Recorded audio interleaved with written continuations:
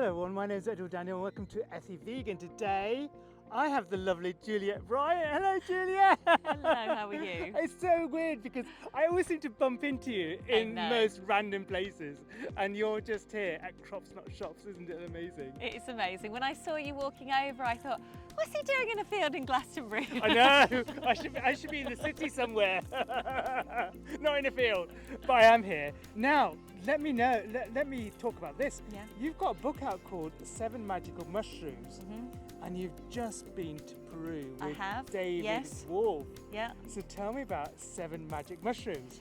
So why I called it 7 magic mushrooms is we look at a whole range of different mushrooms, but to me, you know, the word magical is beyond this realm, isn't it? It's things that elicit feelings of joy, excitement, childlike wonder. That's what magical means, and to me, that's what mushrooms do. When I'm walking in the woods and I'm seeing mushrooms, it brings such a sense of magic to my being and awe at these incredible things that look like flying saucers, or you know, the way they look is so incredible. So what I've done with this book is I've covered some of my favourites. So we cover Reishi, Chaga, lion's mane, Cordyceps, turkey tails, fly agaric, and the liberty cap. So those are the 7 mushrooms. So we're also looking at lots of different genres of mushrooms within that. So the tree mushrooms, some ground mushrooms with the Cordyceps, and then obviously the psychoactive mushrooms in there as well. Now tell me about mycelium, because mycelium, the way the mushrooms grow, is that they're connected by this network, neural network, and that actually connects with the trees, with the roots of the trees, and it's almost like there's a whole living environment underground. Tell me more about that. So, you know, when I was younger, I used to do a lot of healing work, and I'd see this white network that connected everything, and I'd send healing into that, and I'd see it spreading out like this web of light. And when I discovered the mycelium network, which is exactly that, it's this white filament that interacts with every living thing, us, the plants, the trees, the animals, and it is the mushrooms, it's like the tree of the mushroom. So the things that we see are the fruiting bodies, so they're like the apple. Yeah. And so what's amazing is if you've got a tree over here that's struggling, and let's say it's lacking in magnesium, and this tree's got loads of magnesium, this tree can send magnesium to this tree through the mycelium network. That's incredible, but what's amazing is we could take that to the next level, and this is where I think it's so important, where we're going, where mushrooms are helping bring us, is that if we are part of the mycelium network, which we are, we can do that for each other. Yeah. Isn't that a powerful concept? It's like you could need something and I could have abundance of it and I can just send it to you. How would that happen? Is that through physically or mentally or emotionally? What can we do? Who knows? Who knows? But if you look at the interaction between the mycelium, they're physically sending these things through. So I think through the power of our mind, through the power of thought, through the power of energetics, everything ultimately is sound, everything is vibration, isn't it? It is. So ultimately... You're talking my language. So ultimately, if we're sending something, there is no physical, tangible thing other than sound, other than vibration. So on what level it's being sent is that vibrational essence. It's like how homeopathy works, how all of these things work. So I had an amazing experience when we were writing this book. My husband Giles did the layout, edited it, did the cover. Yeah. No way. He's a talented man. Oh my God, it looks so good. I love this. This is beautiful. A beautiful friend of mine, Gina Metcalf, took the photograph, and then Giles, we had this beautiful tensor ring, and so he photographed the tensor ring and then inlaid all of the mushrooms onto it. So, you know, it's really, really powerful thing. I'm wearing a tensor ring on my head at the moment as well. But what's amazing is when there are a few last pictures we needed to get of the Amanita mushroom, the fly agaric. And so it was my birthday and a friend bought me this beautiful print or photograph of this Amanita mushroom. And this is the Amanita on the back, that beautiful, look at that. That's by someone called Mark Phillips, that photograph. Absolutely amazing photograph. So I got this photograph of the fly agaric and I said to my friend, where was this taken? She said, Westo, and that's about 20 minutes from us. And Giles and I had a special day planned for my birthday, so I'm like, let's go to Westo. So forget the birthday, we're doing something else. So we're off on this mission. It was a bit like the Celestine prophecy to find the fly agaric mushroom to photograph. And so we're in this beautiful woodland and we're walking around and we're seeing all these signs and we're following the birds. It was literally, you know, it was almost like we were on a trip when we weren't, you know, we were in the zone of the fly agaric mushroom. We see this beautiful big birch tree, which is the guardian of the forest. And I went over, I said, oh, take a picture of me by this birch tree. And I embraced this birch tree and turned around and I went, let's go over there. And we walked over about 30 seconds and boom, fly agaric mushroom. So we sat with it and we meditated with it. And I was on such a deep journey, like I'd consumed it, but just sat in its presence. And we opened our eyes and I looked around and we were in a grove of fly agaric mushrooms that weren't there before. So the birch tree, it felt like, had opened up a veil in our perception. We'd honoured the birch tree, the guardian of the forest. It had showed us this one birch tree. We'd communed and showed our respect to nature. We hadn't picked it, we just showed our respect. And then boom, all of these mushrooms there. And what was lovely was there was one that was just over on its side. So I didn't need to pick it, but it was already there, ready for me to take. And I was so excited. So it shows the power that we don't have to consume things. We can just be in their presence and we can get their energy. But what I did in this book is I looked at the history, the folklore, the anecdotal evidence, the scientific evidence, and then my personal healing journey I've gone on with clients and myself through these different mushrooms. And how do you feel your life has changed dramatically? And how do we connect with each other through that? So I think, you know, I've been travelling around the country doing talks on mushrooms since for the last probably 15 odd years. You have. Mushrooms, You've been on the circuit for a long been. time. I have been. But more recently, my talks have just been focusing on the mushrooms. And, you know, what I see is these light bulb moments. Someone came to me yesterday, Friday when I did my talk, and this man had been in the army and he'd had PTSD, severe PTSD, and he'd tried all the medication, and he had been really, really struggling.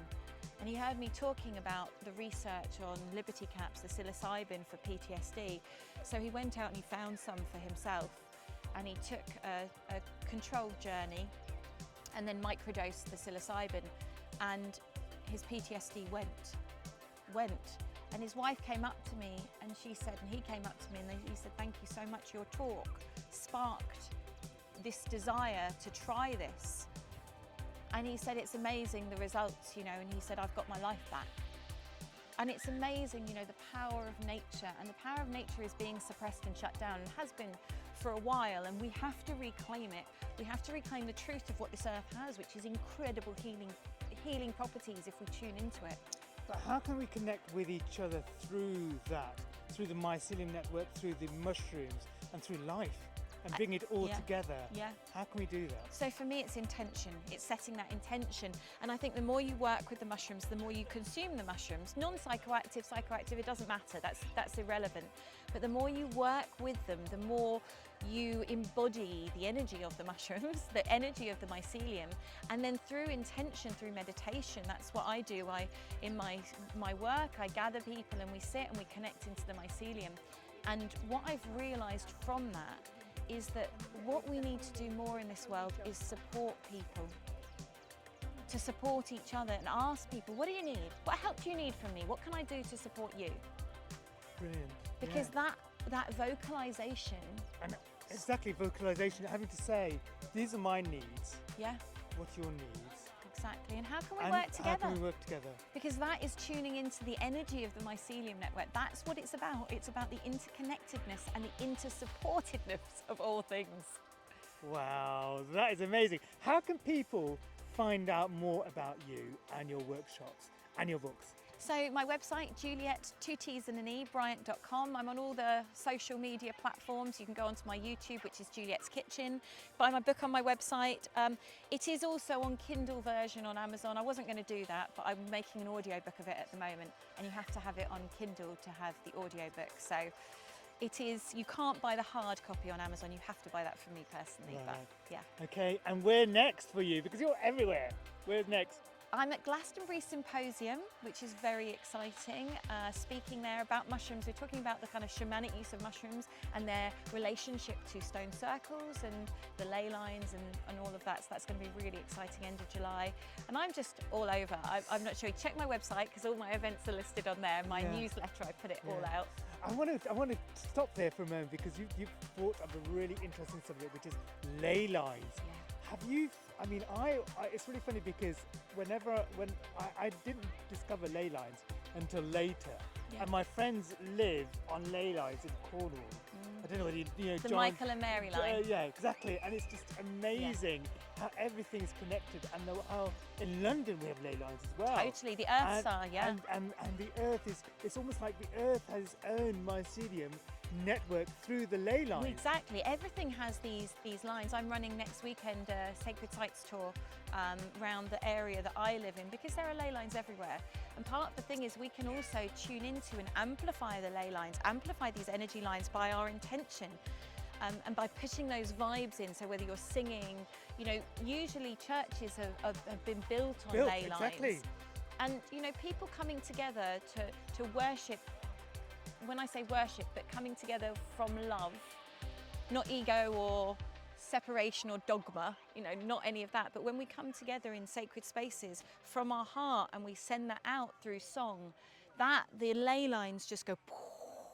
And we did the yoga show 15 years ago. Giles had a world peace yurt there he put up, and we were doing continual chanting and prayer and meditation in there for world peace. And this was 15 years ago, and we had someone from the British Society of Dowsers measure the field when we first started and measure it at the end of the 5 days. And the field that was just surrounding the yurt at the beginning, by the end, the whole building was encased in the energy of this vortex that we created for world peace. So ley lines are powerful, and we need to be putting those good intentions in them, because they travel through the whole world. But also as people, we are ley lines in ourselves, aren't we? Because as you say, the vortex, as we expand out our energy, our focus points, our energy and intentions, this can spread out as well as a vortex. Yes, so within us, you know, we have the meridian lines, we have all of these energy lines which interact with the Earth's energy lines. And I think this is the important thing to remember, you know, there isn't this separation. We always come back to everything being separate, but it's not. And that's what's so important to remember. But we can tune in. It's like there are spots where you go to and you're like, oh, I feel really good here, and other spots where something's draining your energy, because there are different parts of energy and different, you know, there can be vortexes, there can be underground water, you know, there can be energy that's positively charged, which makes us then not feel good. We want the negative charges, like when we're in a forest and we're receiving those negative ions. So it's like, find a place that feels good, you know, hug a tree, you know, connect into the energy that is all around us, and put your intention into it of, for me, it's peace and balance and remembering who we are. Wow. I can't believe we just went off on a bit of a tangent, sorry about that. We always do, you and me. But it was really interesting Important. because it's really funny. That's how conversations happen.